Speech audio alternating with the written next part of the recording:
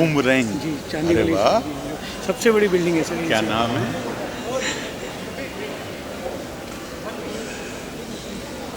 मुझे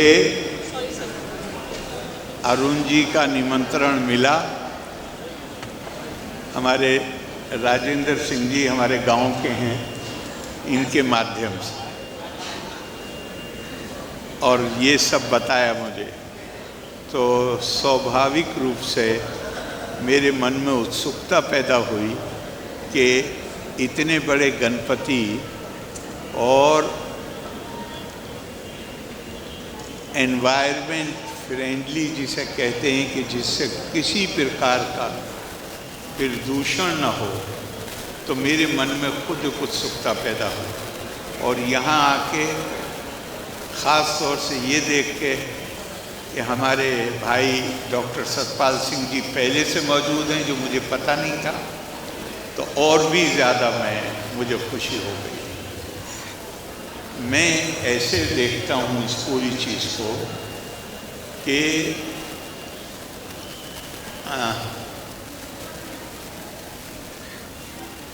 भारतीय संस्कृति की कुछ विशेषता है। दुनिया में जितनी संस्कृतियां हैं वो परिभाषित होती हैं या तो आपकी त्वचा का रंग क्या है, या आप क्या भाषा बोलते हैं, या आप किस आस्था परंपरा से आपका संबंध। भारत में तो कश्मीर से लेके कन्याकुमारी तक हर रंग का व्यक्ति मिलेगा आपको, अनेकों अनेक भाषाएं कम भी अगर हों तो बोलियां तो अनेक और अनेक हैं।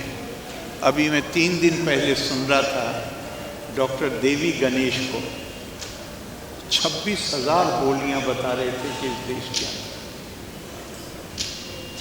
आस्था परंपरा का हाल ये है हमारे यहाँ कि एक ही घर, एक ही माँ बाप से पैदा 2 भाई, एक हनुमान जी के मंदिर में जाता है, एक गणेश जी के मंदिर में जाता है। बहनें एक सोमवार को व्रत रखती है, एक शनिवार को व्रत रखती है। हमारे यहाँ इसकी कल्पना ही नहीं है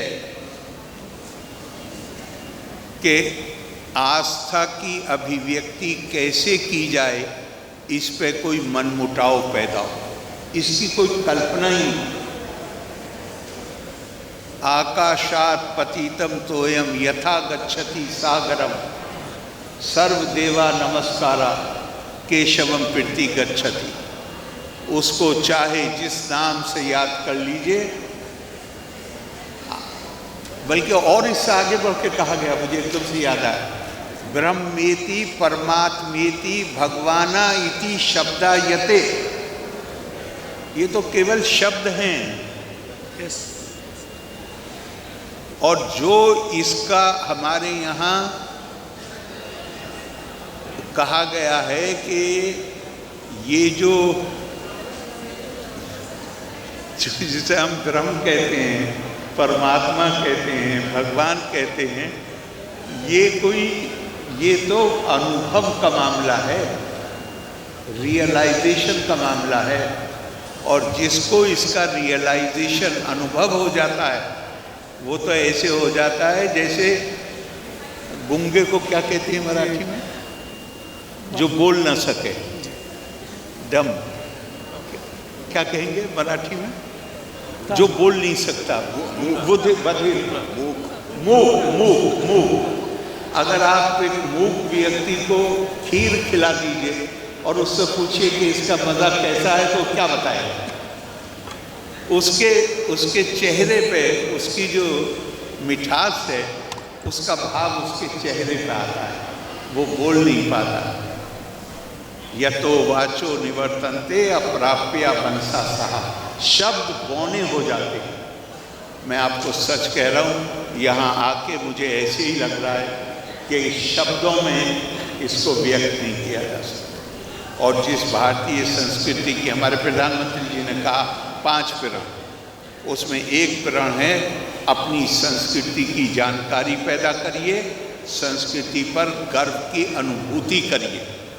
और हर कारण है कि हमें गर्व होना चाहिए, क्योंकि अगर वो संस्कृति के मूल्य हमारे जीवन में आ जाएं तो पूरी दुनिया अनुकरण करेगी। पूरी दुनिया में लोग भेदभाव करते हैं।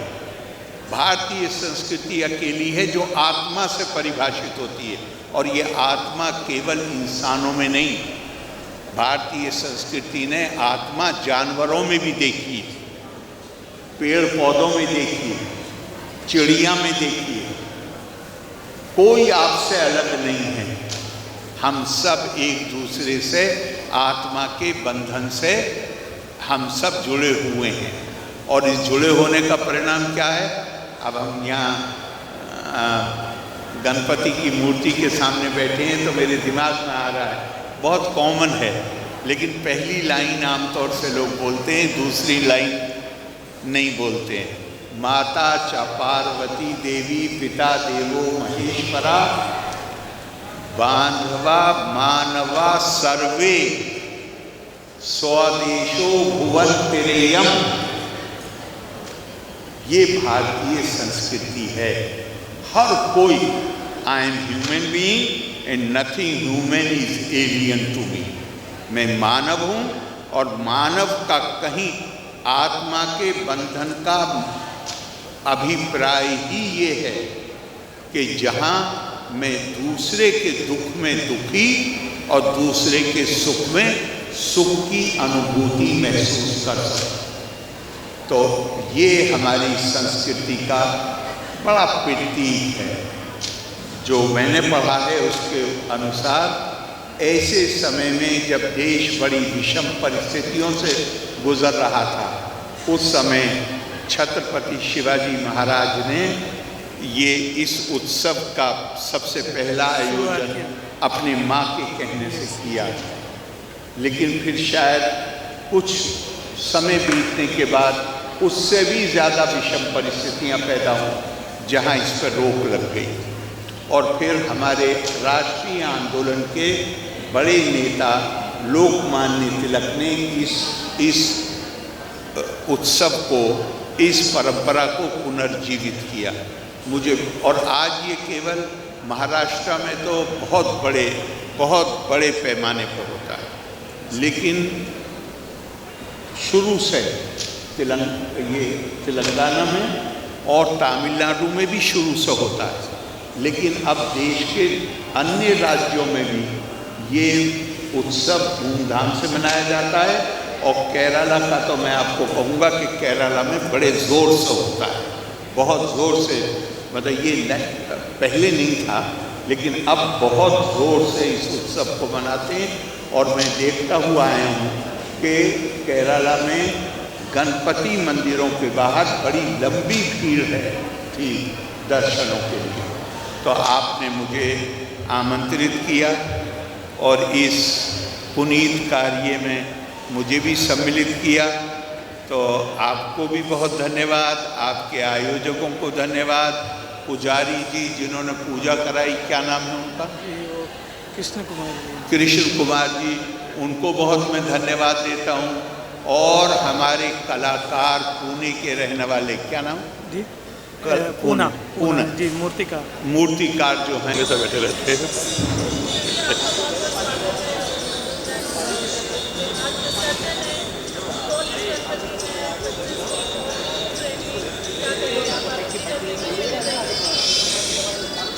देखिए, सबसे पहले तो मैं गणपति के इस बहुत ही पावन अवसर पर सभी देशवासियों को इस उत्सव की बधाई देता हूं। और श्री अरुण कुमार शर्मा जी को, जिन्होंने ये इको फ्रेंडली गणपति बनवाया है, उनका भी मैं बहुत बहुत अभिनंदन करता हूं। गणपति विशेष रूप से एक गणपति भगवान का स्वरूप है।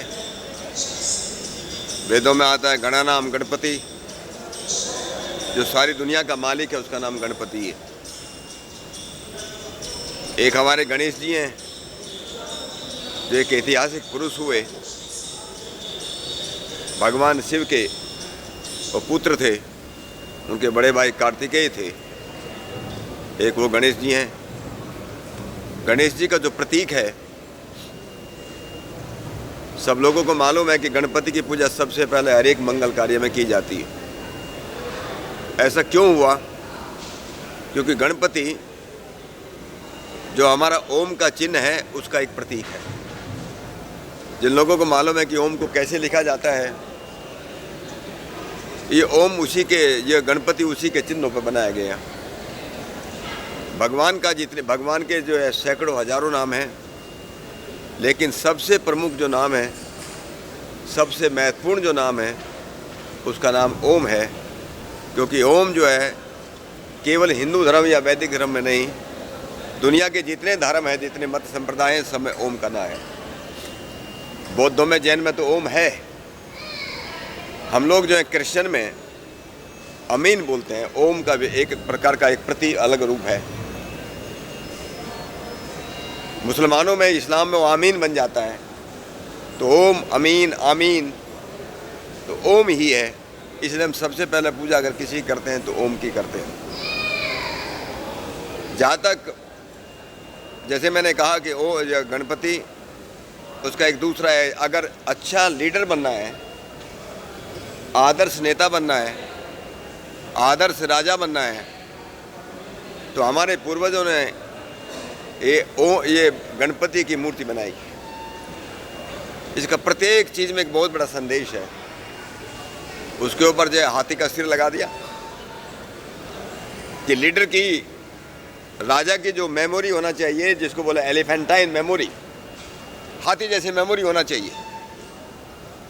कान बहुत बड़े हैं, आंखें हमेशा खुली हुई हैं। आंखें हमेशा, जो राजा और जो लीडर है उसकी आंखें हमेशा खुली होना चाहिए। लेकिन बहुत बातें आंखें जो हैं दिन में तो देखती है, लेकिन बहुत दूर तक नहीं देख सकती। रात को तो देख नहीं, अंधेरे में देख नहीं सकती। जब जहाँ आंखें काम कम करती हैं, वहाँ कान इतने बड़े रखो कि सब बातें सुनाई दें। लेकिन कई बार ऐसा होता है, न आँख काम करती है, न कान काम करते हैं। ऐसे कई बार होता है जीवन में। अगर हमारा नाक बहुत मजबूत है तो स्मेल आ जाती है कि क्या हो रहा है, कहीं सुगंध आती है, कहीं स्मेल दूसरी तरह की आती है। तो राजा और लीडर ऐसा होना चाहिए, उसको बहुत बातों की गंध आ जाना चाहिए। देख भी नहीं रहे, सुने, लेकिन गंध आ जाना। इसलिए उसका नाक जो है गणपति का बहुत बड़ा बनाया है। पेट थोड़ा बड़ा बनाते हैं। पेट इसलिए बड़ा बनाते हैं कि पेट का एक काम है, और काम ये है कि जिस अंग को, शरीर के जिस अंग को जितना ज़रा जरूरत है रक्त की, उसकी उतना ही देता है। मस्तिष्क को ज़्यादा है तो मस्तिष्क को ज़्यादा देता है, हाथ को। तो उसका काम ये है कि सबको जो है, जिसकी जो आवश्यकता है, राजा का, लीडर का काम है जिसको जो आवश्यकता है इतना ही बताना है, ज़्यादा नहीं बताना है। उसका जो एक वो बताते हैं, चूहा जो है, मूसक, उसका क्या बना दिया है, उसका सवारी है, उसका वाहन है। वाहन का मतलब ये नहीं कि गणपति उसके ऊपर बैठता है। बहुत लोगों में बड़ी वो है, कन्फ्यूजन है, बड़े शक है, जिसका मतलब नहीं। हमारे शास्त्रों में लिखा है ध्वजो ही वाहन है, ध्वजो ही वाहन है, ध्वज ही वाहन है। इसका मतलब जो है, गणपति जो है, जिन लोगों ने नहीं पढ़ा उनको मैं ज़रूर बताऊंगा। पंडित दामोदर सातवलेकर ने, पंडित श्रीपाद दामोदर सातवलेकर ने किताब लिखी आज से लगभग 80-90 साल पहले, गणेश जी के नाम से, कि गणेश जी एक बहुत बड़े महारथी थे, बहुत बड़े वीर थे, बहुत बहादुर थे। तो उनका जो था, जो ध्वज जैसे आज भी चलता है, महाभारत के ज़माने में देखता है कि ध्वज जो है, जो चलते थे, अर्जुन चलता है, कृष्ण चलता है, अलग अलग सबका ध्वज के ऊपर एक निशान बना रहता है।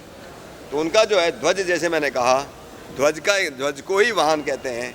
इसलिए गणपति जो है, हमारा जो गणेश जी था, उनका जो वो जो ध्वज जो था वो मूसक का था, इसलिए उसको बनाते हैं। तो इसे बहुत बात सीखने के लिए है।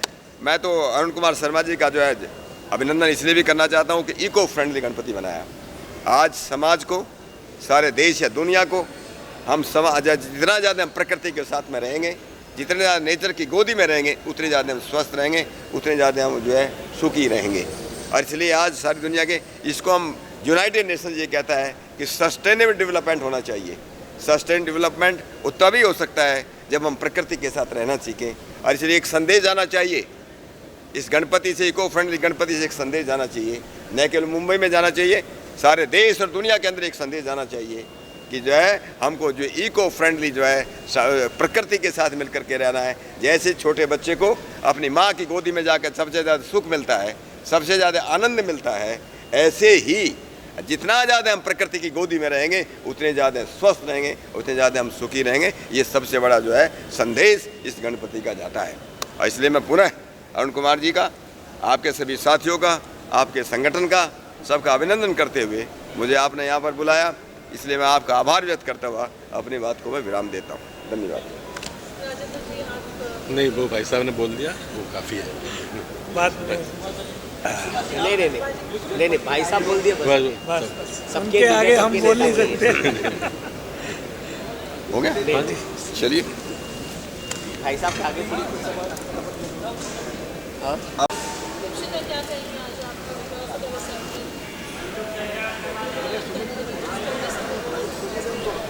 I